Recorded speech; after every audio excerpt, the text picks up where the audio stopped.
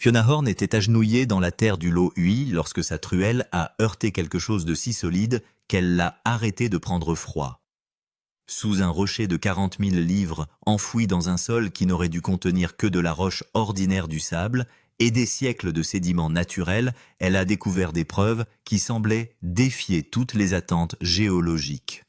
Ce qui en est ressorti n'est pas une collection aléatoire de pierres laissées par la nature, mais la signature indubitable d'une ingénierie humaine délibérée. 3 types distincts de mortiers soigneusement préparés ont scellé une formation de pierres complexes, avec une telle précision que Rick Lagina, Craig Tester et Alex Lagina ont dû combiner leurs forces simplement pour déplacer une seule roche d'à peine 1 pouce.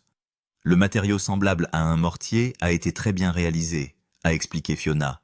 Nous en avions 3 types différents. Nous en avons trouvé un très très beau qui se trouve ici. À ce moment-là, les fouilles ont cessé de ressembler à une autre fouille archéologique et ont commencé à ressembler au premier chapitre de quelque chose de bien plus extraordinaire. Il ne s'agissait pas de débris altérés dispersés par des siècles d'érosion, ni du résultat d'une coïncidence géologique inhabituelle. Chaque couche parlait de planification, de savoir-faire et d'intention. Quelqu'un avait fabriqué ces matériaux, les avait transportés ou préparés avec soin et les avait placés ici dans un but précis. L'histoire insiste sur le fait que personne n'aurait dû construire quoi que ce soit sous ce coin isolé d'Oak Island, mais les preuves qui se trouvent sous les mains de Fiona suggèrent exactement le contraire. Tout ce qui se cachait sous cette formation remarquable avait été protégé au prix d'efforts extraordinaires, chaque couche étant conçue pour frustrer quiconque tenterait un jour de le découvrir. Comme Rick l'a observé en examinant la découverte, nous sommes les premiers à vraiment examiner cela dans un sens moderne. Nous avons peut-être trouvé la chose la plus significative à ce jour. Ce n'est tout simplement pas quelque chose que vous pouvez inventer. Ces mots traduisent la prise de conscience croissante que l'équipe pourrait se trouver au seuil d'une avancée décisive en cours depuis des décennies. L'histoire est devenue encore plus convaincante à mesure que Fiona continuait à décoller les couches de la formation. Après avoir passé des jours à creuser soigneusement l'arrangement en forme de berceau sous l'énorme rocher, elle a finalement invité Rick, Craig et Alex dans la tranchée pour voir la découverte de leurs propres yeux. Elle s'écarta sans cérémonie, leur permettant d'étudier les pierres soigneusement assemblées avant d'expliquer tranquillement tout ce qu'elle avait découvert. Avant même l'apparition du mortier, la géométrie elle-même soulevait déjà de profondes questions. La nature ne dispose pas les pierres au hasard selon des motifs symétriques en forme de berceau qui maintiennent leur structure sous l'un des rochers les plus lourds de l'île. La formation a immédiatement suggéré l'intelligence, la planification et la construction délibérée bien avant que quiconque ne réalise à quel point son ingénierie était sophistiquée. Au fur et à mesure que Fiona retirait chaque pierre une par une, le mystère s'approfondissait à chaque couche qui passait. Au moment où elle atteignit le 3e niveau, les fouilles révélèrent quelque chose que personne ne s'attendait à trouver. Entre les pierres se trouvait une substance semblable à du ciment, contrairement au sol ordinaire, mais le plus étonnant fut la découverte qu'elle était constituée non pas d'un matériau, mais de 3 composés entièrement différents. Une fois que nous avons enlevé cette 3e couche de roche, a expliqué Fiona, nous sommes tombés sur une substance qui ressemblait à du mortier, presque à du ciment. Cela m'a donné l'impression que celui qui avait construit cela voulait que ces roches restent exactement là où elles étaient pour une raison. Chaque composé est apparu dans une section différente de la formation, chacun remplissant son propre objectif structurel. Un scellement, un autre lien, un autre renforcement, créant l'impression indubitable que les constructeurs avaient soigneusement conçu chaque étape de la construction avant de poser la toute première pierre. L'échantillon examiné par Rick, posé sur la lame plate de la truelle de Fiona, s'est immédiatement démarqué de tout ce qui l'entourait. Dense, compact et clairement fabriqué, il ne présentait aucune des caractéristiques attendues d'un matériau déposé naturellement. Il n'avait pas sa place sur le sol intact de la Nouvelle-Écosse, et son existence même remettait en question les explications conventionnelles. Chaque observation pointait vers la même conclusion. Ce n'était pas un hasard de la nature. Quelqu'un avait intentionnellement construit cette structure en utilisant des matériaux soigneusement préparés, soit en les produisant sur l'île elle-même, soit en les transportant ici pour un projet suffisamment important pour justifier l'immense effort. Plutôt que de tomber sur des fragments isolés, l'équipe semblait maintenant découvrir la preuve physique la plus solide à ce jour que des constructeurs qualifiés avaient délibérément créé quelque chose sous le lot 8 avec un soin extraordinaire et un objectif à long terme. Patiemment, Fiona a guidé Rick, Craig et Alex à travers chacun des 3 documents qu'elle avait documentés. La première était étonnamment fine, une poudre si délicate qu'elle ressemblait plus au talc qu'à la terre. Concentré près du centre de la formation, il restait immobile sur la surface de sa truelle, refusant de se comporter comme de la terre ou des sédiments ordinaires. Produire une substance d'une telle consistance aurait nécessité des techniques de broyage spécialisées, des outils sophistiqués et des connaissances qu'aucun ouvrier occasionnel ne posséderait. Personne n'investit autant d'efforts sans raison impérieuse. Encore plus intriguant, Fiona a découvert des traces de ce qui semblait être le même matériau autour du périmètre extérieur de la structure. Des échantillons provenant des 2 sites avaient déjà été envoyés pour analyse en laboratoire afin de déterminer s'ils partageaient une composition minérale identique, un résultat qui pourrait révéler si la formation entière avait été scellée à l'aide d'un composé soigneusement préparé, appliqué systématiquement du centre vers l'extérieur. Si ces tests de laboratoire confirment une correspondance, les implications deviennent difficiles à ignorer. De telles preuves suggèrent que les constructeurs n'ont pas improvisé au fur et à mesure de l'avancement des travaux, mais ont plutôt suivi un plan d'ingénierie unifié avec une discipline remarquable. Chaque application de ce matériau représenterait une autre étape délibérée dans un processus de construction soigneusement organisé, destiné à résister non seulement à des décennies, mais à des siècles. Celui qui a créé cette structure a clairement compris l'importance de la durabilité. Ils l'ont conçue pour résister aux intempéries, au mouvement du sol, à l'humidité et au passage incessant du temps. Il ne s'agissait pas de travaux temporaires effectués par commodité. Il s'agissait d'une installation permanente construite par des individus qui s'attendaient à ce que leur création reste cachée et intacte longtemps après qu'ils aient eux-mêmes disparu de l'histoire. Le deuxième matériau s'est révélé tout aussi extraordinaire. Contrairement à la poudre fine, ce composé apparaissait sous la forme d'une argile bleu-gris distinctive, et au moment où le docteur Ian Spooner l'a examiné sur le site, sa signification possible est devenue impossible à ignorer. L'argile ressemblait fortement à la mystérieuse flaque d'argile découverte précédemment au plus profond du légendaire monépite. Pendant des années, ce matériau inhabituel s'est imposé comme l'un des éléments de preuve les plus convaincants, suggérant une ingénierie souterraine délibérée sur Oak Island, car l'argile flaque n'est pas naturellement trouvée en Nouvelle-Écosse. Il n'y a aucune raison géologique ordinaire pour exister là-bas. Pourtant, Fiona semblait désormais contenir une substance remarquablement similaire, remplissant un rôle structurel presque identique sous le lot 8. Mais cette argile bleu-gris, a expliqué Fiona en discutant des observations du Dr Spooner, présentait de très fortes similitudes avec ce que nous pensons être l'argile à flaque du monépite. Nous avons prélevé des échantillons afin qu'ils puissent être comparés directement juste au cas où ils seraient identiques. Cette comparaison pourrait devenir l'un des tests scientifiques les plus importants menés sur l'île depuis des années. Si la composition minérale, les ratios élémentaires et les signatures géologiques s'alignent, les conséquences s'étendent bien au-delà du lot 8 lui-même. Un tel résultat suggère fortement que les 2 sites ont été conçus par les mêmes constructeurs, utilisant les mêmes matériaux spécialisés dans le cadre d'un projet de construction coordonné. Au lieu de découvertes isolées, le monépite et le lot 8 apparaîtraient soudainement connectés au sein d'une conception unique soigneusement planifiée, s'étendant sur différentes sections de l'île. Si le laboratoire confirme ce lien, l'ampleur du mystère d'Oak Island changera radicalement. Le lot, lui, ne représenterait plus une curiosité archéologique indépendante, mais un autre chapitre d'un système d'ingénierie beaucoup plus vaste. Les personnes responsables auraient fait preuve non seulement de techniques de construction avancées, mais également d'une planification logistique, d'un approvisionnement en matériaux et d'une prévoyance remarquable. Ils auraient compris précisément de quels matériaux ils avaient besoin, comment ces matériaux se comportaient sous terre et comment les assembler en structures capables de survivre des siècles sans mouvement significatif. Cette possibilité transforme chaque pierre découverte par Fiona, passant d'un artefact isolé à une partie d'une histoire beaucoup plus vaste dont les grandes lignes n'ont pas encore émergé. Le troisième matériau complétait le tableau d'un savoir-faire étonnant. Trouvé vers l'extrémité nord de la formation, il possédait une consistance dense et dure presque identique au ciment moderne.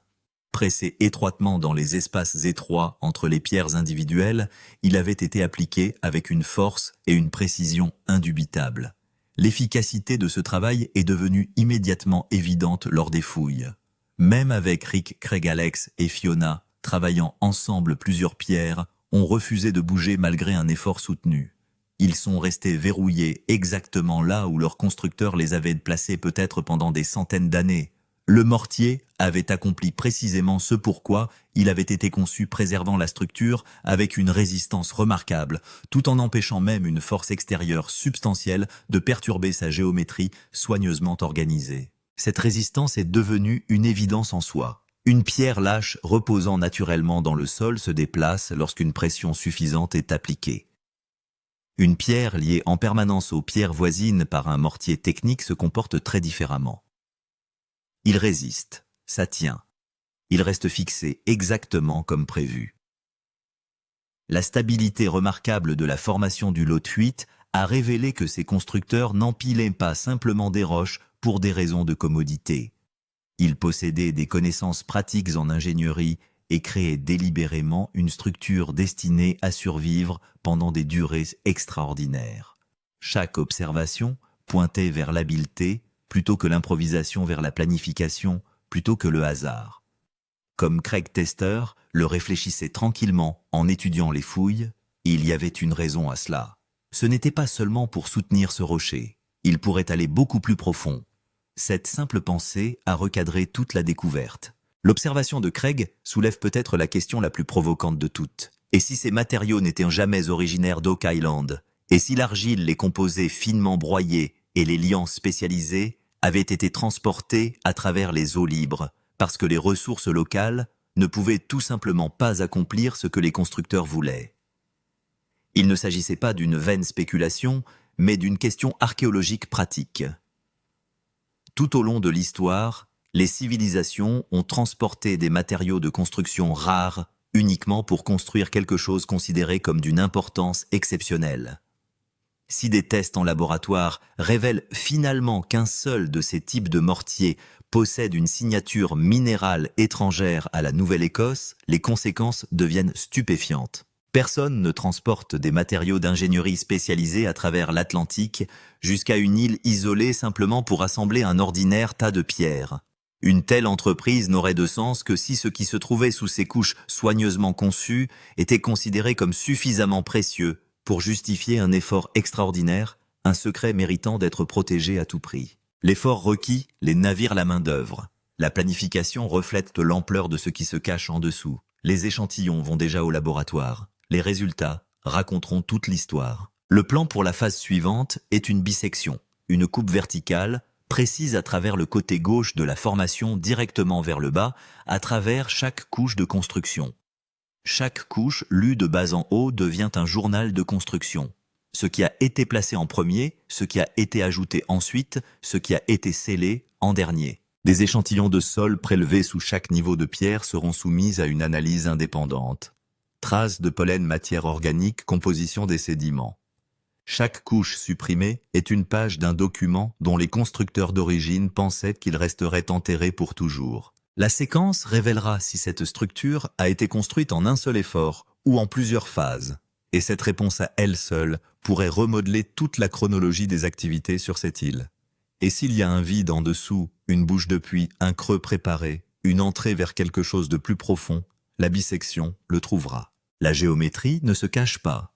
Puis avec les 3 types de mortiers documentés et le plan de bisection confirmé, Fiona évoque la possibilité que cela arrête toute la conversation.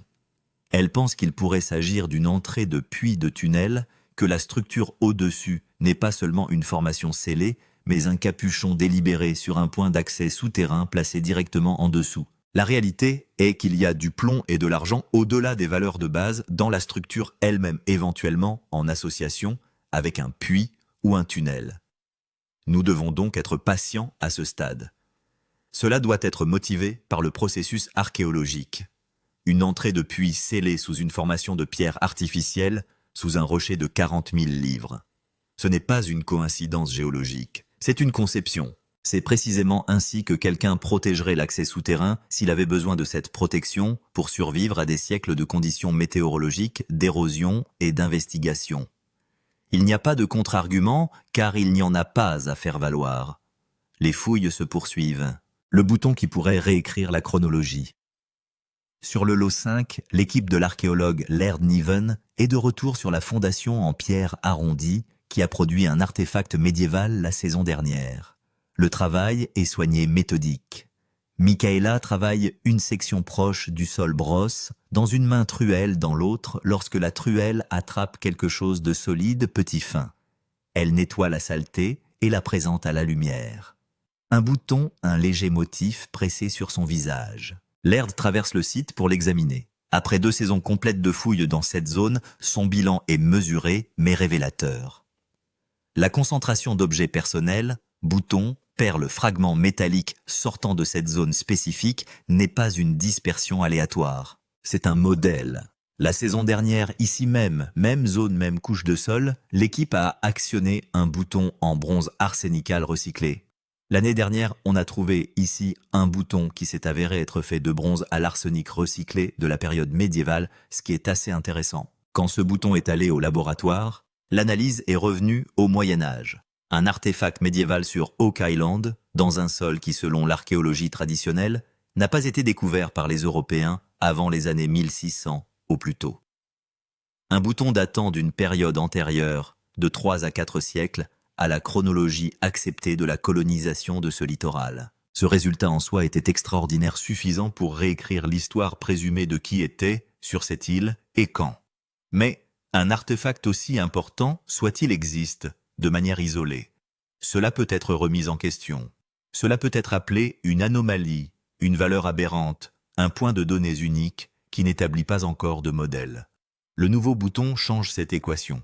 Il est déjà en route vers le labo. Si l'analyse date de la même période médiévale, si le deuxième bouton d'un lot identique à 5 emplacements renvoie le même résultat, alors l'anomalie devient un modèle, et les modèles sont ce qui fait passer une enquête d'une découverte intéressante à celle qui change ce que nous pensions savoir. Un artefact est une curiosité. 2, depuis le même endroit délimité au cours de saisons consécutives, constituent un enregistrement de l'activité humaine, une activité qui s'est produite ici dans cette cour, à une époque où cette île n'était censée exister sur la carte de personne. Laird a identifié cette zone comme la cour principale de toute structure qui se trouvait autrefois ici. Cette désignation compte. Pas un mur d'enceinte, pas une zone de stockage ou un hangar de travail. La cour, l'espace ouvert central d'un habitat, le sol entre les bâtiments où se déroulent les mouvements quotidiens, où les gens se rassemblent, où la vie se vit en étroite collaboration. Les chantiers génèrent des dépôts d'artefacts d'une manière particulière. Les boutons se détachent pendant le travail. Les perles se dispersent. Les petits objets personnels disparaissent dans le sol, non pas parce qu'ils ont été placés délibérément, mais parce que les personnes qui les ont laissés ne les ont pas remarqués, ou n'ont pas pu les retrouver dans l'obscurité, ou étaient déjà en train de passer à la tâche suivante. Les objets qui s'accumulent dans une cour principale ne sont pas une cérémonie. Ce sont des résidus des preuves de présence, des preuves de la vie quotidienne, menées dans un lieu précis au fil du temps par des personnes qui considéraient ce sol comme un lieu auquel ils appartenaient. L'équipe de Laird étend les fouilles dans toutes les directions. En suivant la densité des artefacts vers l'extérieur pour trouver la forme et les bords de ce site, ils veulent savoir quelle était la taille de cette colonie, où se trouvaient ses limites et ce qui se passait d'autre dans les espaces entre les structures. Qu'est-ce qui est enterré dans la cour principale d'une colonie dont personne n'était censé connaître l'existence, 3 églises françaises? Un alignement impossible. De retour dans la salle de guerre, Rick Marty Doug Crowell et l'équipe principale se connectent par vidéoconférence avec le professeur Adriano Gaspani, un expert en archéoastronomie basé en Italie, et son interprète Marzia Sebastiani. La chercheuse Charlotte Whitley nous rejoint sur un flux séparé. Le but de cette réunion est d'entendre les résultats d'une analyse astronomique indépendante que Charlotte a initiée plusieurs semaines plus tôt. Charlotte ouvre avec la configuration. Il y a une semaine, elle a signalé une référence sur la carte d'Oak Island de Zina Halpern, une carte qui, selon Zina, avait été créée par des membres des Templiers au XIVe siècle, documentant une île qu'ils avaient déjà visitée et sur laquelle ils avaient construit. Les Lagunas ont étudié cette carte sur plusieurs saisons, car ces références spatiales correspondent toujours à ce que l'équipe trouve dans le sol. Les domaines que Zina a marqués comme importants continuent de s'avérer importants. Charlotte a fait remonter l'une de ses références, une citation de Talmont-sur-Gironde sur la côte atlantique de la France à 3 églises médiévales de cette région. Tous 3 ont documenté des liens historiques avec l'ordre des Templiers. Tous 3 se situent sur un axe à peu près est-ouest. Lorsque cet axe s'étend à travers l'océan Atlantique ouvert, il ne se termine pas, au hasard, en eau libre. Il se termine à Oak Island. Nous avons donc 3 églises sous le même patronage construites par le même groupe de personnes situées dans un rayon de 60 km, toutes sur la côte ouest de la France. Ces 3 églises pointent vers les îles. Elle a envoyé les coordonnées GPS des structures clés d'Oak Island au professeur Gaspani, y compris la fondation en pierre ronde du lot 5, sur laquelle l'équipe de l'ERD a travaillé. Elle lui a demandé d'effectuer l'analyse archéo-astronomique pour déterminer non seulement la direction dans laquelle ces 3 églises se dirigeaient, mais aussi ce qu'elles regardaient, à quel moment. Ils ont été construits. Ce qui se dressait à l'horizon sous cet angle précis, à ce siècle précis, depuis cette position précise de la côte atlantique française. Le professeur Gaspani a eu une semaine. Ses résultats sont à l'écran. Les 3 églises s'alignent sur l'ascension de Sirius. Cette confirmation a un poids immédiat. Sirius est l'étoile la plus brillante du ciel nocturne de loin. Dans le monde antique et médiéval, il ne s'agissait pas simplement d'une aide à la navigation. C'était un point de référence déterminant pour les cultures de tous les continents qui ont laissé des archives derrière elles. Les architectes des temples égyptiens ont construit leurs structures les plus sacrées alignées sur le lever héliaque de Sirius. Le moment chaque année où l'étoile devient visible pour la première fois à l'aube après des semaines sous l'horizon. Les marins phéniciens l'utilisaient pour naviguer en pleine Méditerranée. Les érudits européens médiévaux comprenaient les alignements stellaires d'une manière que les observateurs modernes ont tendance à sous-estimer. L'orientation de l'axe d'une église vers une étoile montante spécifique était un choix délibéré et codé. Il plaçait cette structure en relation avec le ciel. Il communiquait quelque chose à ceux qui savaient le lire. Construire 3 églises dans la même région de France, toutes orientées vers l'avènement de Sirius, n'est pas une coïncidence de tradition locale. C'est un système coordonné. Sur l'axe opposé dans la direction opposée à ces mêmes façades d'église, l'alignement se dirige vers l'amas d'étoiles des Pléiades et vers Amal, l'étoile la plus brillante de la constellation du Bélier. Ce ne sont pas des points arbitraires dans le ciel. Les Pléiades marquaient le début de la saison de navigation en Méditerranée dans l'Antiquité. Nous avons un alignement avec l'ascension de Sirius. Et puis du côté opposé, nous avons un alignement d'étoiles avec les Pléiades et avec Amal. Amal a servi de marqueur céleste dans les traditions astronomiques islamiques et pré-islamiques. Ce sont des étoiles que les gens qui naviguaient en eau libre connaissaient intimement. Lorsque l'analyse du professeur Gaspani est appliquée aux structures de l'île d'Oka, aux fondations en pierre ronde du lot 5 aux éléments que l'équipe a fouillés à ces mêmes axes stellaires. Prise. L'alignement est confirmé. Les 3 églises datent de la fin des années 1100 et du début des années 1200, l'apogée de la puissance maritime des Templiers période où l'ordre exploitait un réseau de navires et de routes s'étendant de la Méditerranée à l'Atlantique. L'époque où, si les recherches de Zena Halpern sont exactes, les premières traversées vers l'île d'Oka ont été effectuées par des gens qui savaient naviguer par Sirius et avaient des raisons de cacher ce qu'ils transportaient dans un endroit où personne d'autre ne regarderait. Doug Crowell le dit clairement. Les preuves indiquent maintenant que quelqu'un est arrivé sur l'île d'Oka en provenance de France, plus précisément de la région de Talmont, dans les années 1200, établissant une base d'opération et revenant sur une période de plusieurs générations. Vient ensuite la pièce Pitblotto. La pièce a été récupérée sur l'île d'Oka et porte une date la plus récente possible de 1383. C'est plus d'1 siècle et demi après la construction de ces 3 églises. L'écart entre ces 2 dates n'est pas une contradiction dans la théorie, c'est une chronologie. Dans cette île, si les premiers habitants sont arrivés au début des années 1200 et qu'une pièce de monnaie datée au plus tard de 1383 finit enfouie dans le sol de l'île des générations plus tard, cela n'implique pas un seul voyage suivi d'un abandon permanent. C'est le retour. Entretien continu. Un engagement multigénérationnel soutenu tout au long de la vie. Dirigé vers tout ce que cette île recèle, Steve Guptill tire la conclusion logique. Il s'agissait probablement d'une entreprise multigénérationnelle. Celui qui est arrivé le premier a établi une base. Ceux qui ont suivi ont construit là-dessus. Et tout ce qu'ils déplaçaient ou protégeaient était suffisamment précieux pour justifier des décennies, voire des siècles d'efforts soutenus. De toute évidence, les humains ont créé cela. Mais pourquoi est-il ici? Quel est son but? Qui l'a fait? Quand l'ont-ils fait? Vous le voyez tel qu'il se trouve devant vous, ainsi que tout le travail effectué par Laird et son équipe. Mais en raison des activités multigénérationnelles, nous avons encore du mal à savoir qui était là en premier. Regardez ce que la carte de Zena Halpern a marqué comme significatif. La fondation ronde en pierre du lot 5 où vient d'être découverte un bouton médiéval. La formation pierreuse du lot 8 où 3 types de mortiers techniques viennent d'être découverts.